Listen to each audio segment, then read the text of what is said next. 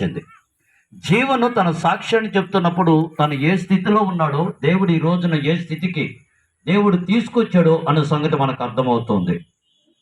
ఒకసారి ఒక ఆయన జైలు మీద రీసెర్చ్ చేస్తూ వచ్చాడు, అంటే పరిశోధన చేస్తూ వచ్చాడు జైలు మీద.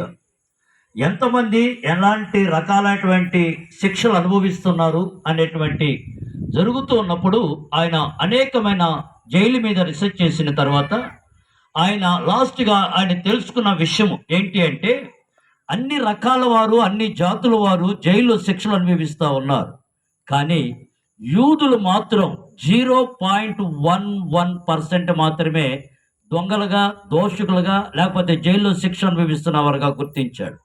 ఆ తర్వాత వాళ్ళందరూ ఏమన్నారంటే, దీనికి కారణం ఏంటి? వీళ్ళెవరు నేరాలు చేయరా, వీళ్ళెవరు ఘోరాలు చేయరా, వీళ్ళేమి తప్పుదాలు చేయరా, వీళ్ళు అంటే వీళ్ళ పరిస్థితి ఏంటి అని తెలుసుకోవాలనుకొని ఆయన రీసెర్చ్ చేయడం ప్రారంభించారు. అయితే దానిలో తేలిన ఫలితం ఏంటంటే, వాళ్ళకందరూ కూడా దేవుడు సంతానం ఇచ్చాడు, వాళ్ళకందరికీ కుమారులు కుమార్తెలను ఇచ్చారు. కానీ వాళ్ళు ఉన్న గొప్పతనం ఏంటంటే, ఒకవేళ దేవుడు కన్నా కుమారుడు కానీ ఇస్తే బైబిల్లో కొంతమంది క్యారెక్టర్స్ వాళ్ళు సెలెక్ట్ చేసుకుంటారు. ఒకవేళ నా కొడుకు దానియేలు లాగా ఉండాలి, నా కొడుకు యేసేపు లాగా ఉండాలి, నా కొడుకు డేవిడ్ లాగా ఉండాలి, లేకపోతే బైబిల్లో ఉన్న కొంతమంది సమూయేలు లాగా ఉండాలి అని క్యారెక్టర్స్ని జ్ఞాపకం చేసుకుంటారు. అదేవిధంగా ఒకవేళ స్త్రీలు కానీ అయితే వాళ్ళు నా కుమార్తె ఎస్తేరు లాగా ఉండాలి, లేకపోతే హన్నా లాగా ఉండాలి, లేకపోతే దెబోరా లాగా ఉండాలి అని కొంతమంది క్యారెక్టర్స్ జ్ఞాపకం చేసుకొని వాళ్ళు నిద్రలో వచ్చిన వెంటనే వాళ్ళందరూ వాళ్ళ తల్లి తండ్రి ఇద్దరు కూడా ఆ బిడ్డ మీద చేతులు ఉంచి, నా కుమారుడు దానియేలు లాగా, నా కుమారుడు డేవిడ్ లాగా, నా కుమారుడు యేసేపు లాగా, నా కుమార్తె రెబెకా లాగా ఈ విధంగా ఉండాలని చెప్పి వాళ్ళు చేతులెత్తే బిడ్డలు దీవించడం ప్రారంభిస్తారు. కనుక ఆ దీవెన వాళ్ళ జీవితాలకి, వాళ్ళు శాపం నుంచి పాపంలో పడిపోకుండా దేవుడు వాళ్ళు చేసిన ప్రార్థన వాళ్ళ ఆశీర్వాదకరమైన జీవితాన్ని దేవుడు వాళ్ళకి అనుగ్రహిస్తూ ఉన్నాడు. కనుక నీ బిడ్డలు ఆశీర్వాదకరంగా ఉండాలంటే, నీ బిడ్డలు దీవెనకరంగా ఉండాలంటే, నీ బిడ్డలు ఫలవంతమైన బిడ్డలుగా ఉండాలంటే, నీ బిడ్డలని ప్రతిరోజు నీ చేతులెత్తి నీ బిడ్డల కొరకు ప్రార్థించి వాళ్ళు దేవుని చేతికి అప్పచేయడం ప్రారంభించు. దేవుడు కంచి వేసి కాపాడడం ప్రారంభిస్తాడు. దేవుడు కంచి వేసి కాపాడడం ప్రారంభిస్తాడు. బైబిల్లో ఒక వ్యక్తి ఈ విధంగా పాడినాడు. మీరు కాన ఇర్మియా గ్రంథం 15వ అధ్యాయం 16వ వచనం కాదు మీరు చదివినట్లయితే, అక్కడ 10వ వచనం 15వ అధ్యాయం 10వ వచనం కానీ మీరు చదివినట్లయితే ఇక్కడ ఈ విధంగా రాయబడి ఉన్నది. ఒక వ్యక్తి ఈ విధంగా ప్రార్థన చేస్తూ ఉన్నాడు. ప్రార్థన కదా ఒక వ్యక్తి ఒక తల్లిని ఈ విధంగా ప్రశ్నిస్తూ ఉన్నాడు. ఏమని ప్రశ్నిస్తున్నాడు తెలుసా? చదవండి, ఎవరు తీశారా? అయ్యో నాకు శ్రమ, నా తల్లి జగడమాడువాడు గాను దేశస్తులందరితో. ఆగండి ఆయన, జీవన్ ఎక్కడున్నాడు? జీవన్ ఇక్కడ రావాలి.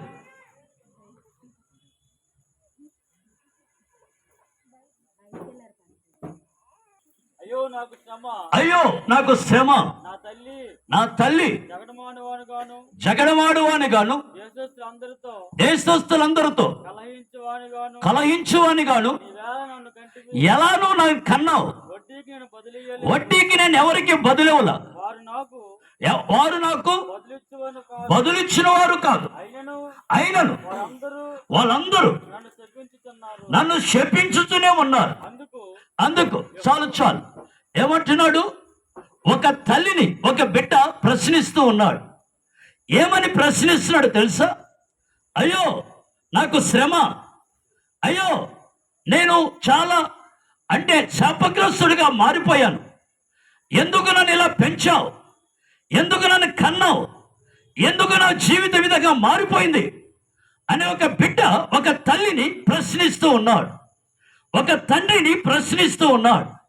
ఈ రోజున నీ బిడ్డలు ఎంత దౌర్భాగ్యమైన స్థితిలోకి వచ్చారో తెలుసా? ఎందుకో తెలుసా? ఇందాకిద్దరు దైవ సేవకులు చెప్పారు, బాలుడు నడవలసిన త్రోవల వరకు నేర్పించము, వాడు పెద్దవారైన దాని నుంచి తొలగిపోడు అనే విషయం. కనుక నీ బాధ్యత ఏంటి తెలుసా? నువ్వు దేవుని యొక్క నీతిలో, దేవుని యొక్క బోధలో, దేవుని యొక్క పద్ధతిలో, దేవుని యొక్క క్రమములో మనము వాడిని నేర్పించగలిగితే వాడు అనేక మందికి ఆశీర్వాదకరంగా, వాడు దీవెనకరంగా మార్చబడతాడు. కనుక వాడు బుద్ధి వచ్చినప్పుడు నేర్చుకుంటాడులే, వాడికి తెలివి వచ్చినప్పుడు తెలుసుకుంటాడులే అనుకుంటే అది నీ అవివేకం, అది నీ బుద్ధిహీనత. కనుక వాడు ఏమవుతాడు తెలుసా? వాడు కొన్ని రోజులు అయిపోయిన తర్వాత వాడు నీకు లోబడడు, వాడికి నీకు లొంగడు. వాడు అనేక మందికి దుఃఖాన్ని, బాధని కలిగించే వ్యక్తిగా మార్చబడతాడు.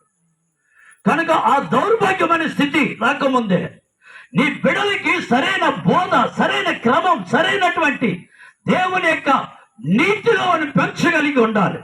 అదే రీతిగా ఇంకొక వచ్చిన మీకు చదువుతాను, జాగ్రత్త చూడండి.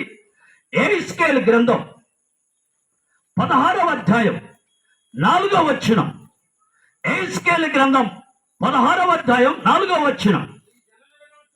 నీ జనన విధమును చూడగా నీవు పుట్టిన నాడు నాభి సూత్రము కొయ్యబడలేదు, శుభ్రమగుటకు నువ్వు నీళ్లతో కడగబడను లేదు.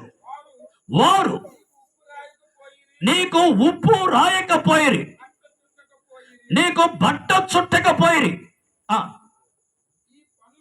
ఈ పనులలో ఒకటైనను నీకు చేయవలని ఎవరును కటాక్షించలేదు. నీ యందు జాలిపడిన వాడు ఒక్కడును లేకపోయాను. నీవు పుట్టిన నాడే బయట నేలన పారవేయబడి చూడ అసహ్యంగా ఉంటివి. అయితే నేను నీ యొద్దకు వచ్చి